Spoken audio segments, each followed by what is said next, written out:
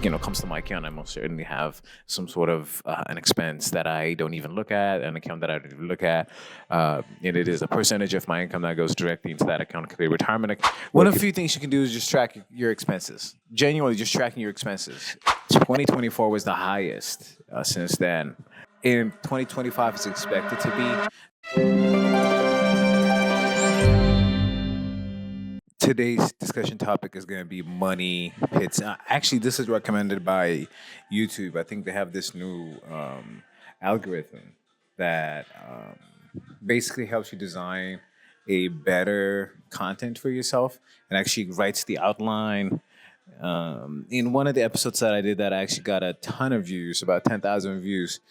What was with Jasper. It's truly about understanding the money. Maybe it's just the title, but I do want to talk a little bit about it and see if we can get have a little bit of a discussion regarding credit cards. I think credit cards have benefits, right? I mean, some of the credit cards can help you bridge gap between your pay period until you get paid, and you can use that and pay your credit card off. But they're a slippery slope. Unless you truly understand how to use them, unless you're absolutely certain on how to use credit cards, you're gonna find yourself in a position where you're struggling to make payments, and you probably would find yourself being in debt that you can.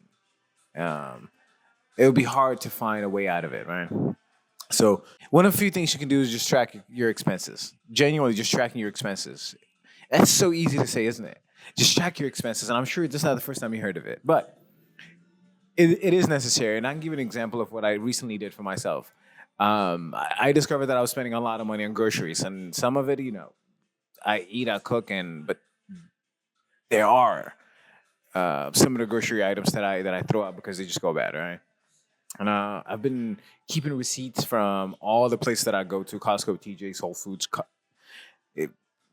Aldi as well included, and I wanted to see how much I'm spending on those expenses. So I kept receipts, and I used my iPhone to take pictures of it, scan it, and use that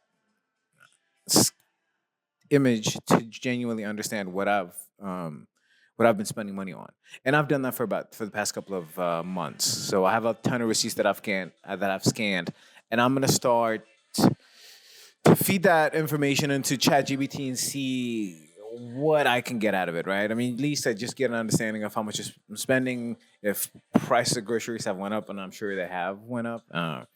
But is there a better way to calculate my expenses, and I think that would give me an idea of how to better manage my finances, or keep track of my finances. And there are patterns for sure. I've picked up on this pattern for me. I live close to a Costco, and that's where I go. And if you've ever been to any Costco, I'm sure you'd know that there are these like specialty items that really, really are hard to resist to buy, and they're high quality stuff, and sometimes they come with like a discount of a huge percentage. For example, like I recently started drinking um, ginger beer. It was $15 for like 9 bottles, and they cut it down to 10. So was that on the grocery list when I went to Costco? No. Did I buy? Yes, right.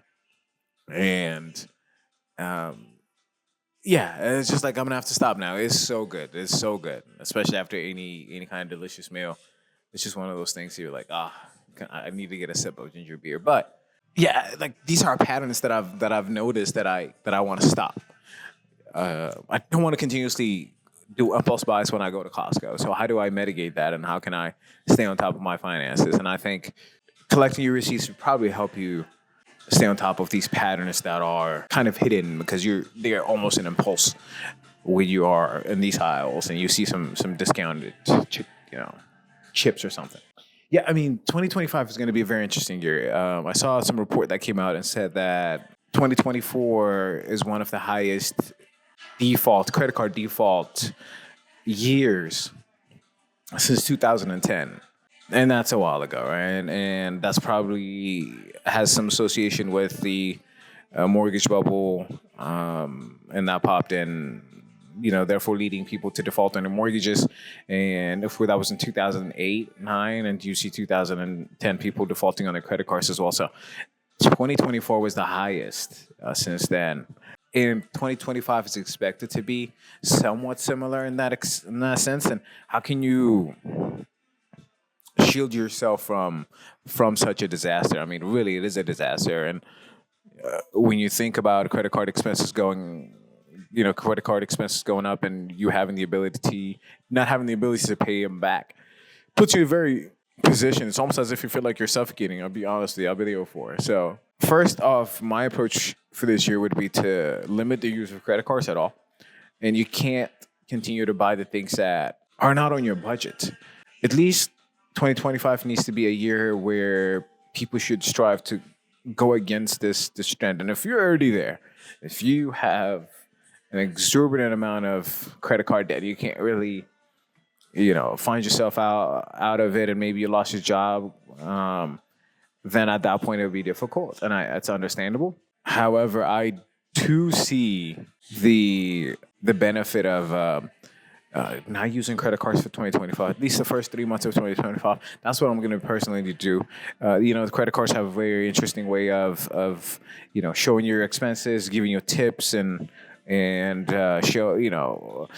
showing you bells and whistles that you can spend in here, get 3% towards gas or whatever the case may be. But what they hide is that the interest rate that you're paying, it's not even reported. And it is reported, it is calculated, but it's not, there's notification associated with it, right? I have notifications on my phone for every transaction that I do. It is more from a fraud protection point of view, but that also helps me keep an eye on how much I'm spending on a day-to-day basis on credit cards or any kind of expenses. And I do that with my debit cards as well. But when you are paying your monthly interest on credit cards, those balances are not reported, right? And you can understand why. It is a business. It is a business model that they're running, right? So that should, tell you something about actually carrying your balances. And I would encourage everyone to just go back to their credit card statements for the past 3 months and see how much they've paid on those interests, and even business credit cards as well. See how much they've paid in those interests, and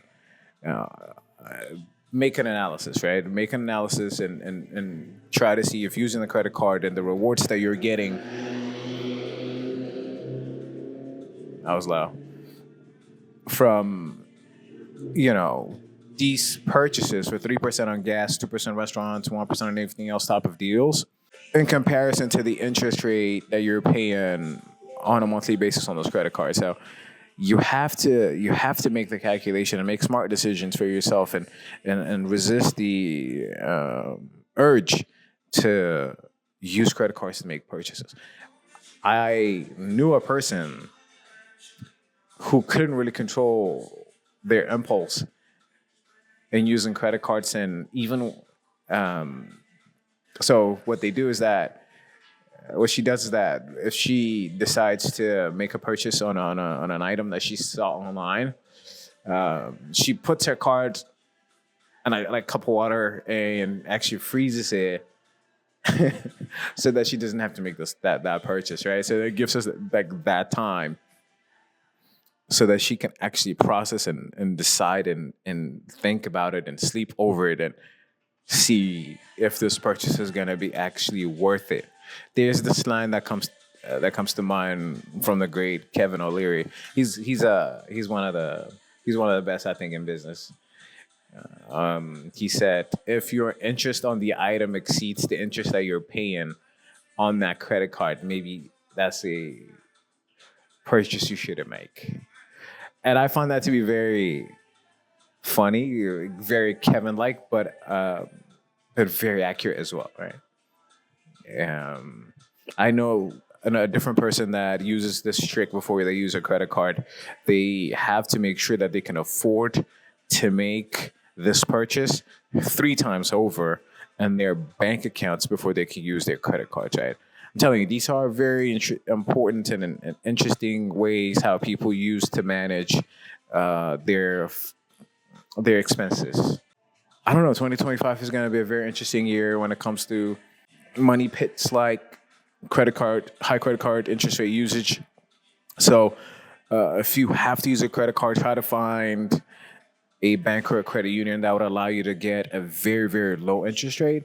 There are there are credit unions in the area that provide 9%, 10%, 13, 12% interest rates on credit cards, believe it or not. 16, 17% on credit cards, believe it or not. But major banks cannot afford to do that. At least I don't think. They can, but they probably won't.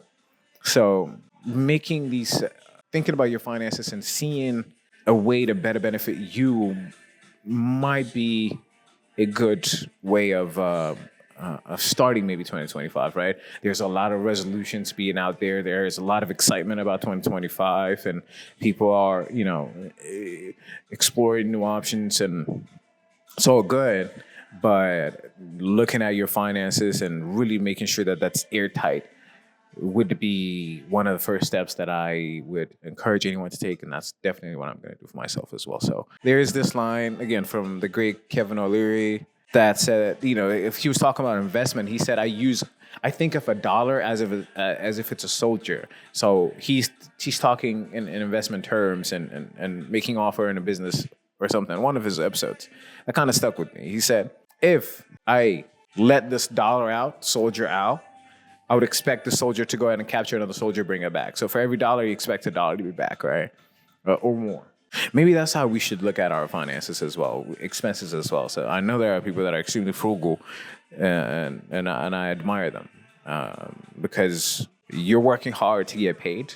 You're working hard to make sure that you're generating income. But every dollar that goes out of your account is a loss and a liability for good or bad reasons, for necessities for sure. But nonetheless, it is a loss, right? How can you make sure that these losses could be properly mitigated? And any item that's going out of your account, it needs to be scrutinized, it needs to be looked at, it needs to be double checked, it needs to be couponed, it needs to be looked from a lens of, can I keep a soldier? Can I keep $1 from going out there and not returning, not coming back to me, right? So those will be the actionable tips that I would most certainly suggest.